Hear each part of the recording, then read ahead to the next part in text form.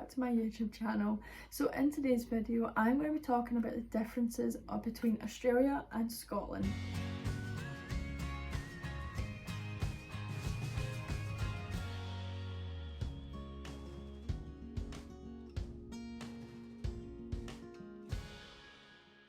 If you're new here, my name is Emma and I'm 20 years old. I have been living in Australia for just under a year now on a working holiday visa, and these are things that I have basically seen that are different, so I thought that I would make a video and basically, if you're thinking of going to Australia, give you a little bit of a heads up as to what to expect when you come over here. So if you like this video, then please make sure to hit that subscribe button because it helps me out so much, and hit that like button if you enjoyed this video. So the first thing that I want to talk about is the driving over here. Oh my goodness. So we bought our car in November 2022 and I have been driving around Australia since I bought the car. I have drove all around Newcastle. I have drove from Newcastle all the way up to Cairns and all the little places, stopped off all the little places on the way up. But yeah, I have literally drove, I have drove in the outback, I have drove on the highways, I have drove rural towns, main cities, I have drove so many different places, and yeah, this is basically what I have found that is different. Wouldn't be able to talk about the driving in Australia unless you spoke about the traffic lights. So first of all, my first point about the traffic light. Basically, in the UK, if you come up to a traffic light and it's red light, you know that when the lights change, it's going to go red, amber, green. Well, not in Australia. In Australia, they basically go from red and they go to green.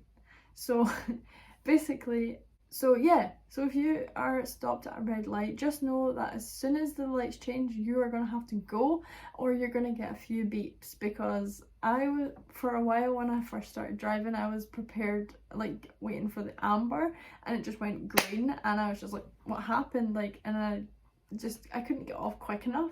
But now I'm just so used to it that like it just doesn't faze me anymore.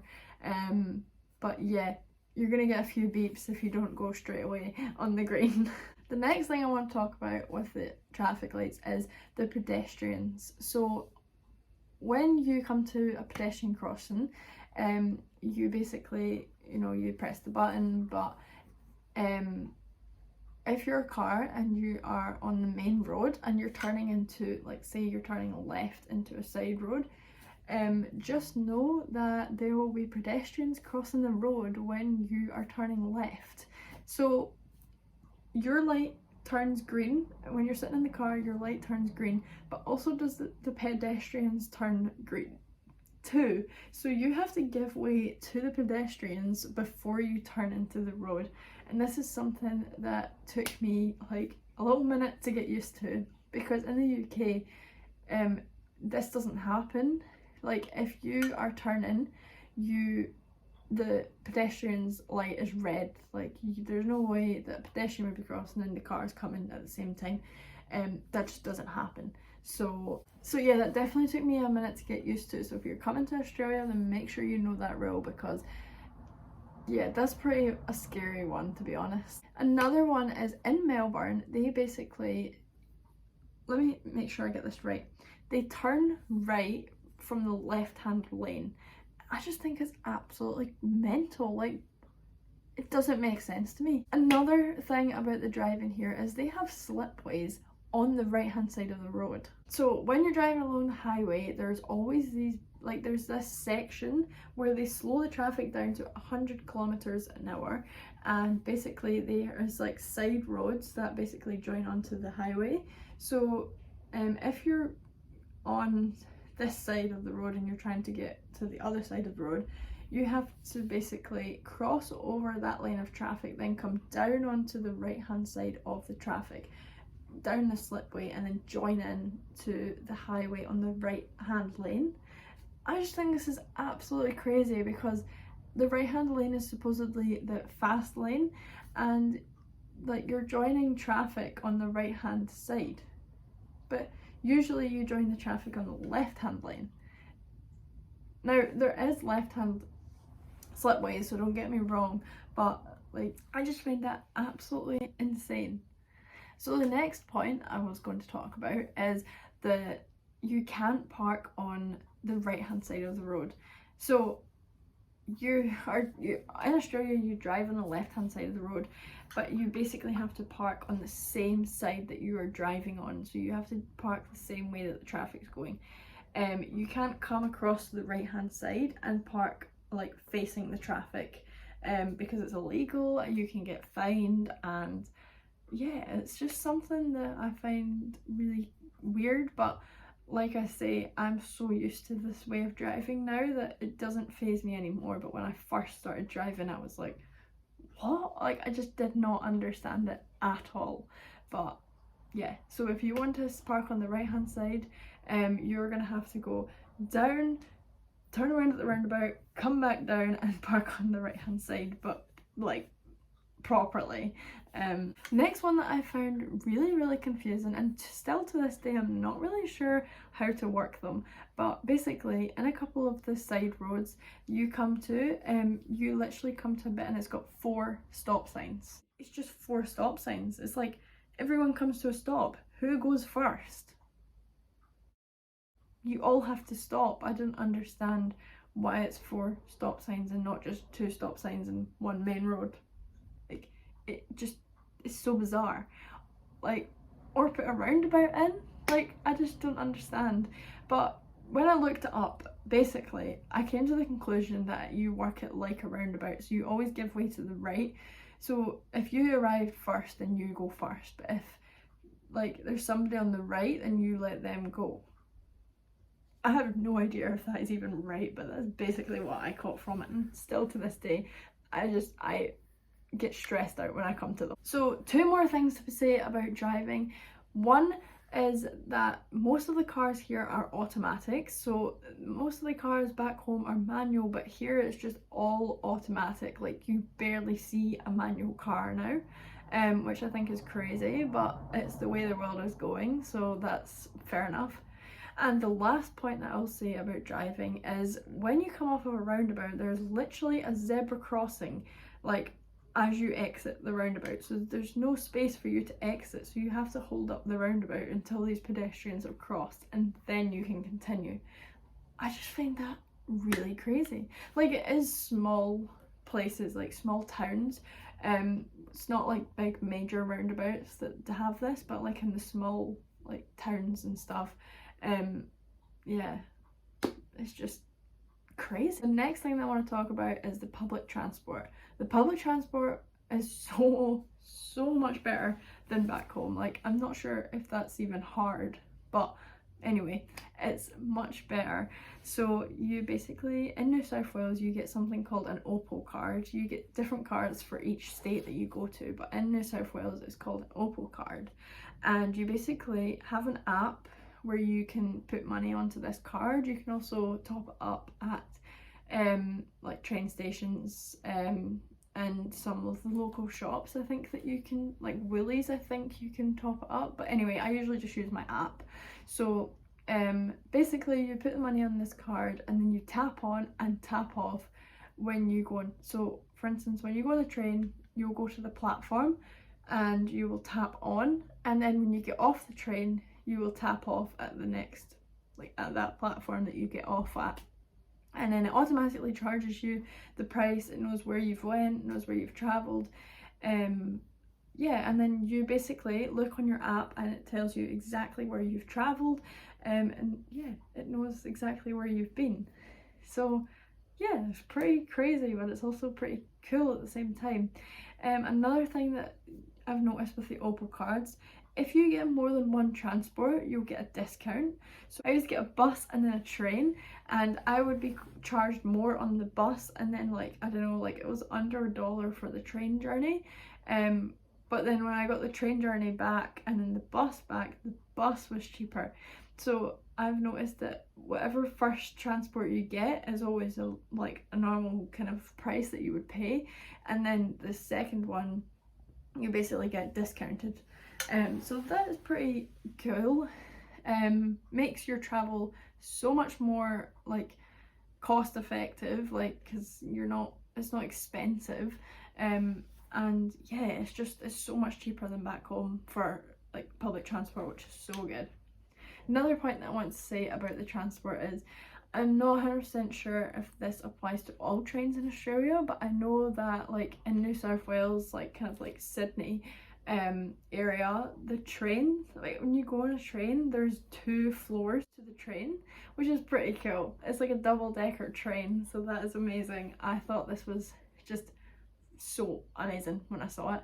And also you can change the seats, so if you wanted to sit, like if you say you had a group of like 4 and you wanted to sit facing each other, you can literally just move the chair back and then you can sit facing each other. Like the seats are not like set place, if that makes sense. So you can sit either facing that way or facing that way. Like you just change the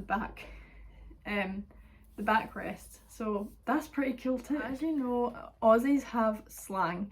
So I'm going to test your knowledge now on your Aussie slang. So I have a list here of all of the Aussie slang that I have basically heard, I've heard people say, and I'm basically going to test you guys and see how many that you get right. Some of them are easier than others, but basically I didn't know any of these before I came over to Australia, so it'll be interesting to see how many yous know. Okay, so let's test your knowledge. So the first one I have for you is avo.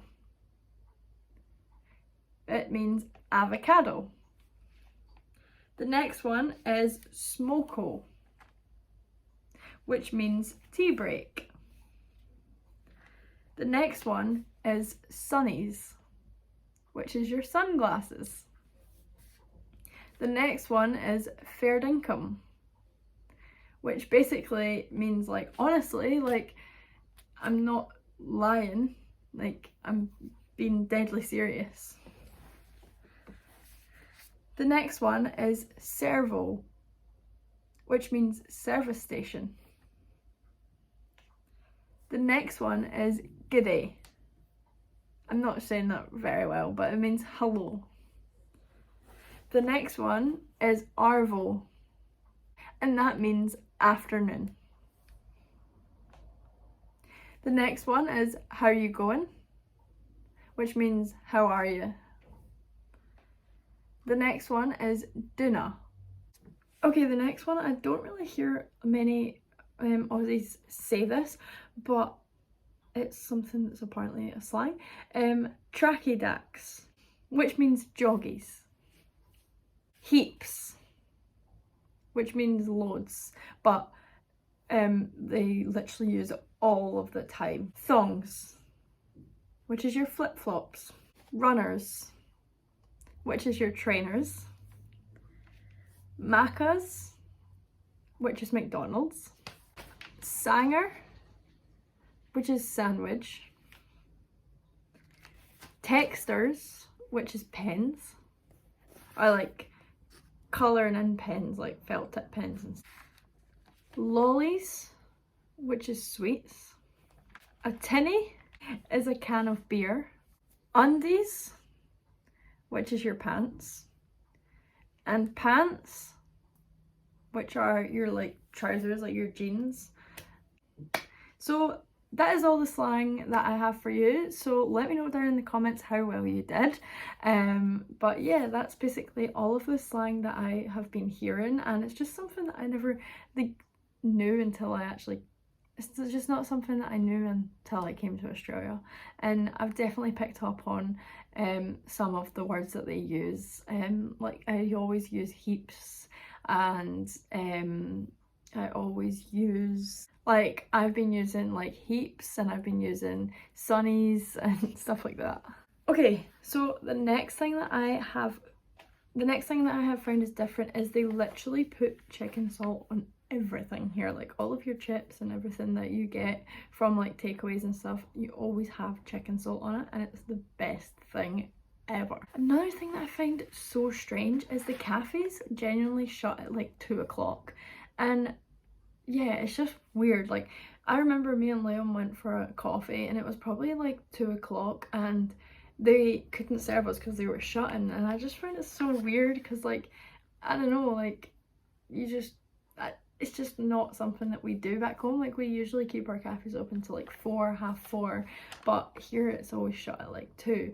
But I think that's because they open so early, which brings me to my next point, that like Aussies like wake up really early. Like in general, most of them are awake at like 5, 6 o'clock, and like they'll be out like walking, going to the beach. Like you always see people on the beach like really early. Cafes are open, so you can just like go for a walk and then get like a coffee at like 6 in the morning, which is just crazy. But another, like, that kind of brings me on to my next point, is that like it gets dark really early here. Like for me, I think it's just weird, but like it gets dark at like 5, 6 o'clock in the winter, which is fairly normal for Scotland. But in the summer it gets dark at like 8 o'clock or something, and it's just so weird because in the summer back home in Scotland it doesn't get dark until like 10, 11 o'clock at night. So I guess that's why like the Aussies get up early so that they can get like the most of the daylight. Another thing that I find really weird is like all the Aussies walk around barefoot. Now, like, I mean, like they'll be at the beach and they'll walk around on the like floor, like the kind of like concrete floor, and bare feet. Like I could just never ever do that. Like it hurts my feet too much to do that. But yeah, they just walk around like it's normal. Like I remember going to like we went to the beach, but on the beach there was like this there was all these big rocks and it went into like a cave, and we went there with my mum's cousins, and basically they were walking around bare feet along these rocks just like we were walking normal, like just like it was like second nature to them. I got on the rock and I just like I couldn't even walk. It was just so painful, but like everyone else around me was just walking like it was nothing, and I was just in so much pain. Like it's just crazy. But also something that I've noticed is like you see people walking around barefoot in the shops, and I'm like, that's just so bizarre. And I know that a lot of people drive barefoot too. I'm not sure if you're allowed to do that or not, but I definitely know that people do it. Another thing that's quite strange is if you go to a cafe and you want alternative milks like lactose-free milk or soy milk or oat milk, you have to pay extra for it, which is not the same as back home, obviously. Like you don't pay for the different milks, you just get a choice and you just pick one and that's what you get. Another thing is schnitzel. Schnitzel is so popular in Australia, like it's in like every pub, like it's a standard pub meal here, but you don't really see it much back home. I only ever tried schnitzel when I went to Germany, but yeah, like here you literally get it everywhere, which is so good. Like I love schnitzel, so it's brilliant that you get to just get it all the time. Another one that's so different is they do not sell alcohol in the supermarkets, with the exception of Aldi. Aldi do have alcohol served in their supermarkets, but like Coles and Woolies and like stuff, they do not sell alcohol. You have to go to like something that's called like a bottle-o or a bottle shop, and that's where you get your alcohol, and obviously you're not allowed in there unless you're like with somebody who's like over 18. Yeah, so I just find that pretty crazy, but it's actually probably better that way than what we have in UK, where we just have like an aisle dedicated to just alcohol. I also think it's so weird that you can drink and drive, and I don't mean like actually get wrecked and then go in your car, but like the drinking limit for Australia is 0.05, which is 2 standard drinks for a man and 1 standard drink for a woman in the first hour. That's just crazy, because like back home in Scotland it's 0, and I know that you used to be able to drink like 1 beer or whatever it was, but now they've completely cut it. But in Australia you can literally go to the beach, grab a pint, drive home, and you're fine. Like as long as you're not over 0.05, you're fine. And The last thing that I want to talk about is P platers. So I actually should have included this in the driving section, but I completely forgot to mention it, so I'm just adding it in here. But basically the P plates like are a must in Australia. Like back home you can put a P plate on after you've just passed, but you don't need to keep them on for that long. Whereas in Australia you have a red P plate and then a green P plate.